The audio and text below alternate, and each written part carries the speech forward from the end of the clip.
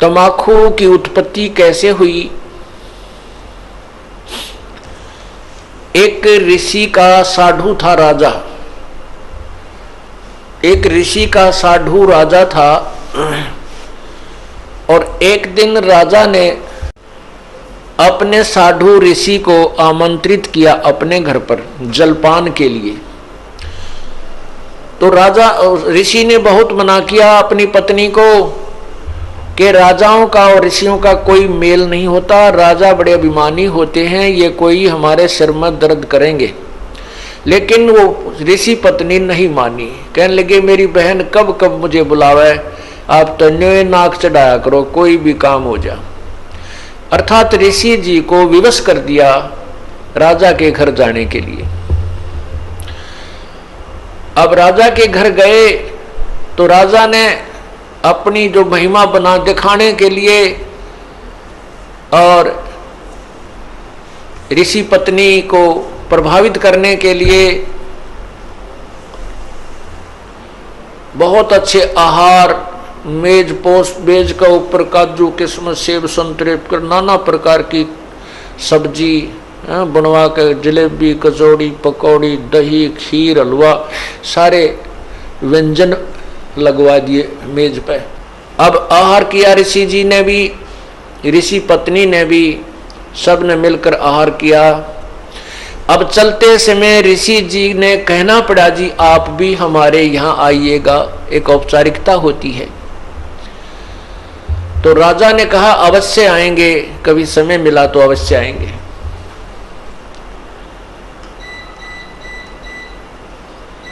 एक दिन वो समय मिल गया, राजा ने संदेशा भिजवा दिया कि हम आ रहे हैं।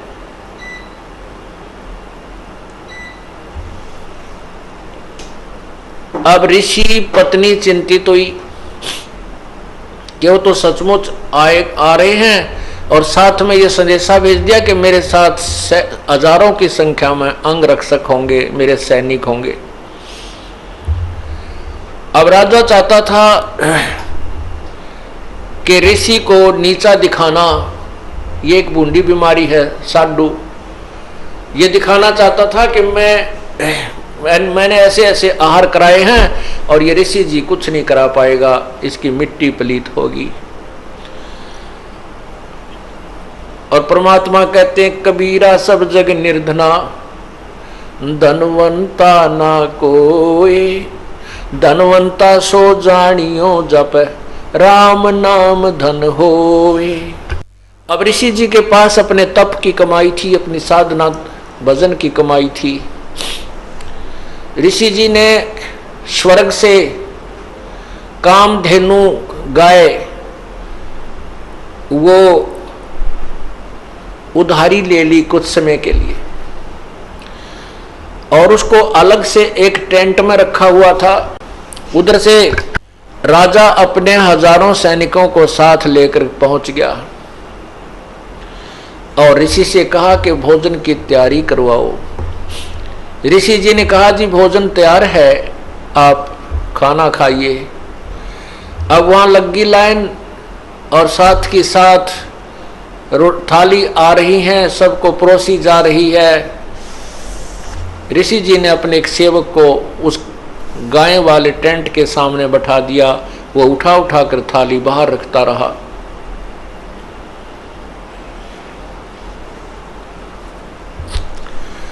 अब जब सब सैनिकों ने खाना खा लिया और ऐसा स्वादिष्ट भोजन उन्होंने कभी नहीं खाया था, तब राजा ने पूछा कि हे ऋषि जी आपके पास ना कहीं कोई भोजन बनाने की व्यवस्था नजर आ रही है, ना कि तक को चूल्हा डाल रखा तुमने, ना कोई हलवाई बुला रखा, ये ऐसा भोजन स्वादिष्ट भोजन कहाँ से आ रहा है?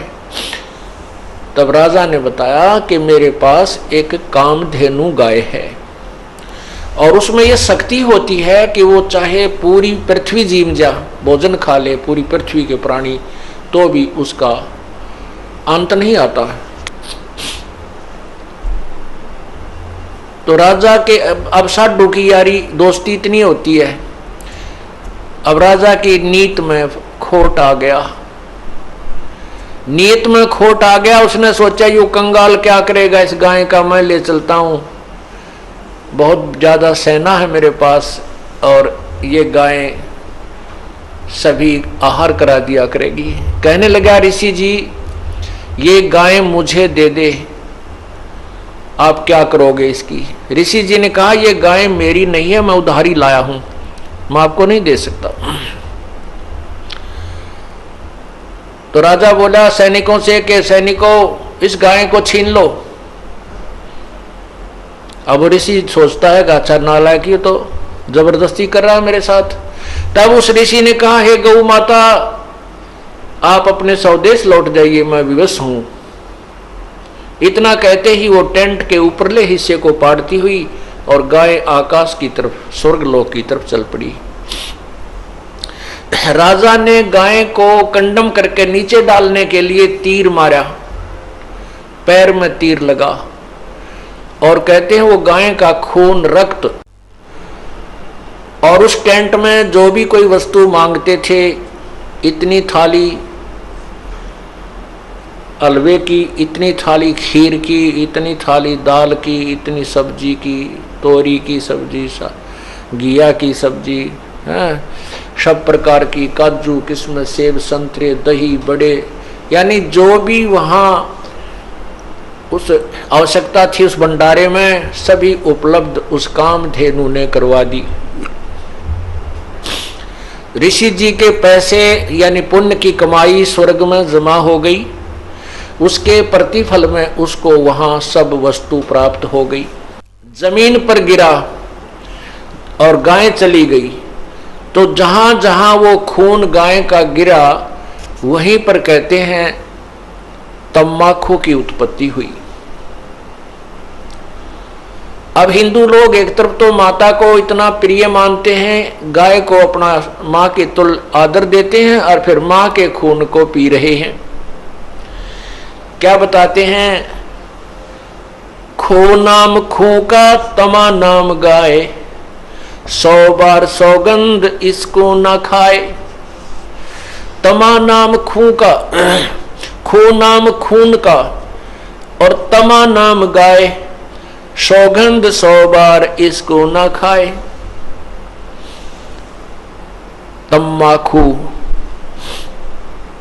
खून, खू का अर्थ खून, खून, तमाखू, खून, और तमा फारसी का शब्द है, तमा माने गाय होती है। तमाखू यानी गाय का खून, खू नाम खू का तमा नाम गाय, सौगंध 100 बार इसको ना खाए ना पीवे।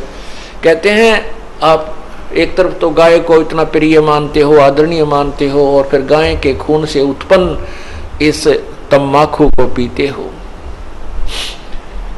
जितने भी महापुरुष हुए उन्होंने सब विकारों को छुड़वाया है। अब सिख समाज में तम्बाकू कोई प्रयोग नहीं करता, अभी तक भी उन्होंने इस मर्यादा का पालन किया है। लेकिन और सारी बुराई शुरू कर दी, मांस खावा, दारू पीने लग गए। देखो बुराई तो सारी त्यागे पार पड़ेंगी। ऐसे ही मुसलमान धर्म के अंदर शराब नहीं छूते अभी भी, और बाकी मांस खावा, रोका पीवे। हिंदू समाज में बीड़ी, शराब, तम्बाकू और मांस कभी प्रयोग नहीं करते थे। अब हिंदू समाज में कोई मर्यादाएं नहीं रही, सारे काम बिगड़ गए। तो पुण्यात्माओं ये नए सिरे से समाज सेट किया जाएगा और इसी तरह ये समाज सुधार और आत्म कल्याण प्रारंभ होता है। उन महापुरुषों ने भी कठिन प्रयत्न किए थे, परिश्रम किया था समाज को बुराई से दूर करने के लिए। आज भी वही चल रहा है और बहुत निर्मल समाज बन रहा है। छोटे छोटे बच्चे भी ये पूछते हैं, एक बार मेरा हाथ लग गया, मेरे पापा की गोद में बंडल था, महाराज जी मेरा नाम तो नहीं टूट गया। रो रहा था वो बच्चा। मैं कहा बेटा ऐसे नहीं टूटता, वो तो वैसे लग गया हाथ, गंद का समझ लो, भाई गोबर में हाथ लग जा, धो ले अपने ने। हाँ उसको उठा के देना, ला के देना, पीने उक्का भरना, उसमें नाम टूट जाएगा, वो खंड हो जाएगा। तो पुण्यात्माओं जो छोटी सी उम्र में इन बच्चों को ऐसा ऐसा भाव बन गया कि ये इतनी बुराई है कि इसको हाथ लागने से भी हमारा धार्मिक कर्म बिगड़ जाएगा, तो आने वाली इनकी संतान तो कति देवता पैदा होंगी। ये समाज भी सुधर रहा है और जीव कल्याण का मार्ग भी प्रशस्त हो रहा है।